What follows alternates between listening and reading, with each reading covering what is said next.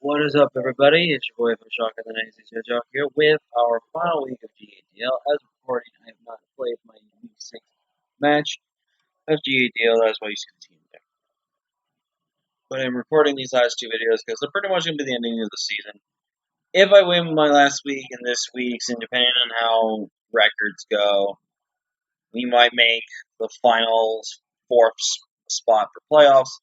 But if I lose one of these two games, then there is no way I can make playoffs with a 4-loss record. So we're gonna have some fun. We're gonna do our best, but we're still gonna try.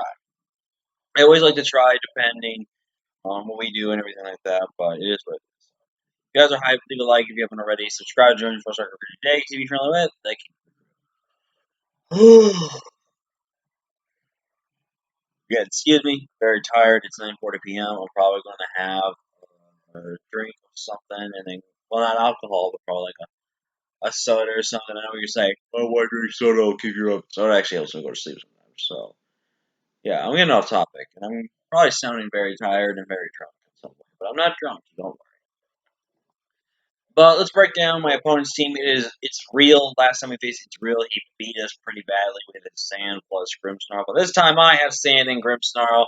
I'm looking for some payback, and I actually find it funny. I just realized that now, literally just now as I'm recording the video, that I have the three mons that used to beat me, except he had the Paladin, which is the better sand setter. But Gale, I'm starting to like him. Tyrant. So let's break down his damage. G-Max is G-Max Charizard, Galarian Darmanitan, Jellicent, Claydol, Kyurem, Rotom-Mow, Tyranitar, Obstagoon, Alolan Dugtrio, Berry, and Garbodor. And Garbodor. Yes, again, I will apologize now, but I don't apologize for the on if I keep yawning, so just gonna deal with it, please. Thank you. So let's bring down the last team we're bringing this week. We're bringing Gigalop with Special Defensive. Who's surprised? No one is. But we're bringing a fully specially defensive Gigalop this week because he's got a lot of good special headers on his team. And we need to be able to take some hits. We're running Max HP, 216 Special Defense, Careful Nature, with 40 in attack. Rock Slide, Toxic, Butterfree, Stealth Rock. Toxic is basically just spread around his entire team. Stealth Rocks are really good as he is very limited mons to remove hazards. And plus, once I get Stealth Rocks up, that Charizard is literally not a problem. And plus, the Sandstream is there just to set up for the main show of the attraction, which is Driller, the exit drill. Once I get a Sword Stance up, heck, I don't even think I need Sword Stance this match, but it's there in case I need it. But it's mostly there for the Jellicent, though. Once I set up a Sword Stance, there is nothing on his team that beats Drill and Sand. There is literally nothing on his team that beats Drill and Sand. I have enough speed to outspeed a Scarf Terrakion, so there's no way in heck you can outspeed me if I am in Sand. So basically, Execute can go. If Jellicent gets weakened down, then Earthquake can straight up knock you out to a certain percentage point. But yeah, he loses straight up to this thing. It's just, I love this thing. Extra is so much fun. Extra has just been a monster for me.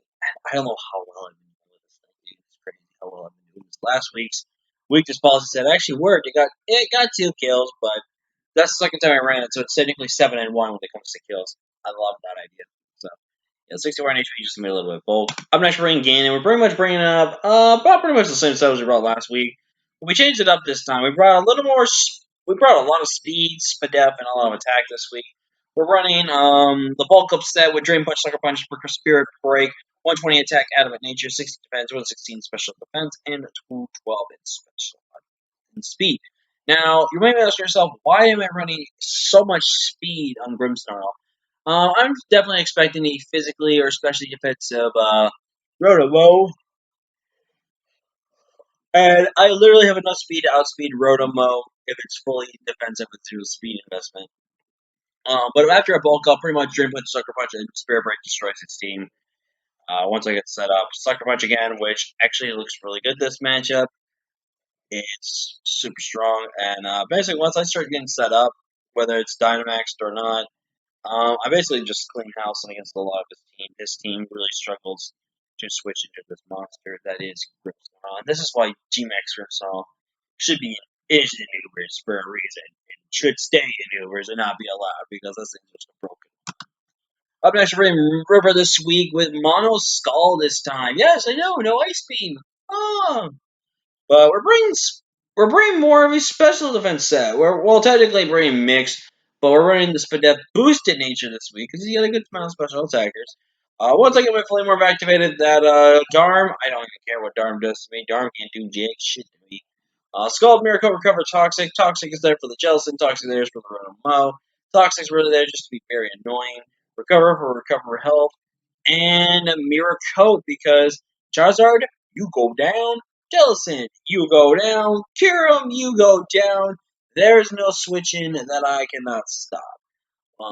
Recover, just for recovery purposes, 176 in HP, 164 defense, and 168 spit depth. With the calm nature, with the flame art, so we can get our competitive. We've never had our competitive ever. Well, there was one time where, I don't mean not competitive, our model skill got messed up, and that was with a toxic from either a Gastro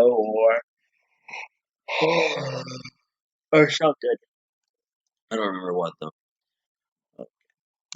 Up next, we're finally bringing offensive Arcanine this week, with max H with 116 inch HP, max attack, 40 in special, 40 defense, 76 special defense, and 24 speed.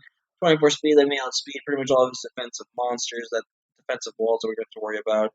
But pretty much after a flame charge, I'm faster than everything on his team that's unscarfed.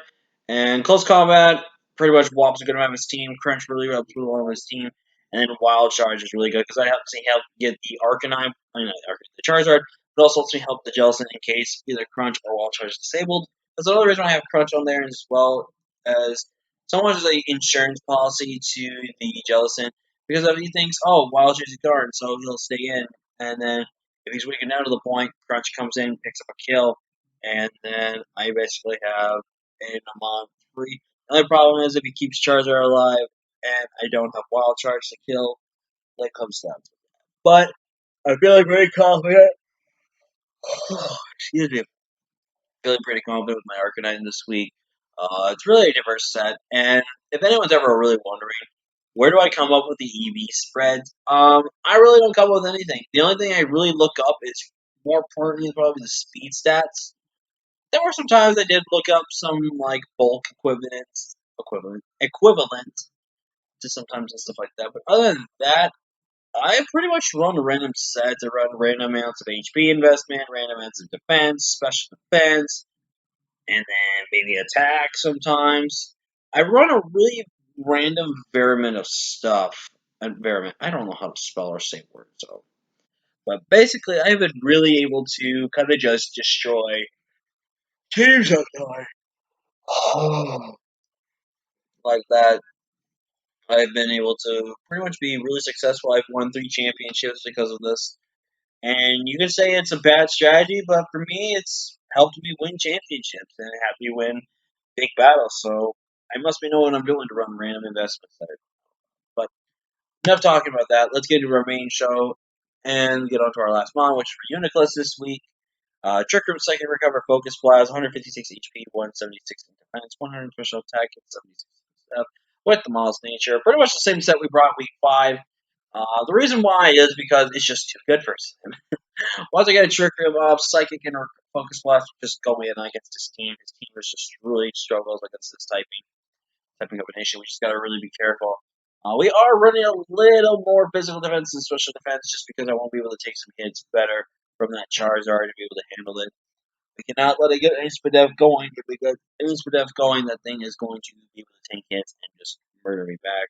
But again, once I get Trick Room up, there's nothing he does. The only problem is that Claydol, and I know Claydol comes. And if Claydol comes, I got nothing for that thing. And here's the thing: if I was going to run this set, then I have to run Regenerator, and I don't want to run Regenerator when there is a freaking Jealousy. So no, but if I can weaken down Claydol, if I get a Trick Room off, then Psychic or Focus Blast will be able to do the work. But yeah, that's gonna be the team, guys. Whether we want to lose, whether we make playoffs or not, I've had fun with part of the team, and then when I had to change it, I had a lot of fun with this team. It was just a Haxy season, and we lost pretty much 2 games to Hacks. We could have been 3-2 right now with having a chance to win one more game to seal it out. But you know, it is Pokemon. We gotta live with it. We gotta go with it. But that's it for me, guys. Thank you so much for watching. Until the next battle or in video, I have been Phil Strong, and I'll see you guys. Peace.